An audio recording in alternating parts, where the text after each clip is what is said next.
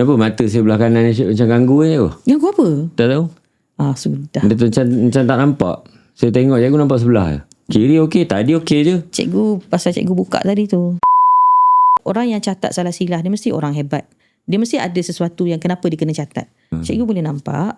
Akan seorang cikgu boleh nampak. Cikgu tengok adik pun cikgu boleh nampak. Sebab cikgu berhadapan dengan orang hebat ni. Saya ke? Awak lah. Oh, ya ke? Bila cikgu pergi mana-mana, dia akan follow je. Dia? Dia akan duduk atas bumbung kereta. Cikgu duduk, dia akan tunggu. Cikgu pernah macam main lari-lari tau.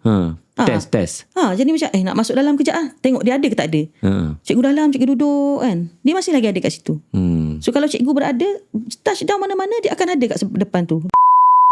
Jadi cikgu kena sihir juga time tu. Kedai makan tu. Macam-macam lah cikgu kena. Sampai lutut keluar kaca. Kita sentuh ada makanan yang dia macam gaul dengan darah macam tu. Dia letak belakang kedai. Sudahnya bila sakit. So bila dia cakap dengan cikgu, yang saka gangguan dalam diri dia tu tengah memberontak.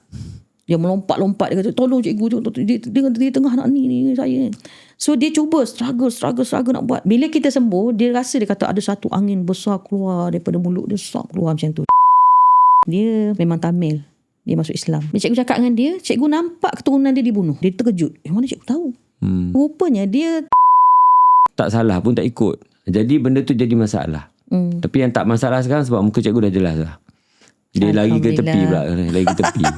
Blur dia ke tepi. Tak aku apa. risau kadang-kadang. Jelas kan muka cikgu Assalamualaikum warahmatullahi wabarakatuh. Salam dan alam. Kita akan kongsikan banyak sangat ilmu-ilmu yang mungkin anda tak pernah dengar atau anda pernah dengar bersama cikgu dan juga Aidit. Jangan lupa kita akan jumpa nanti dalam podcast I Did It My Way.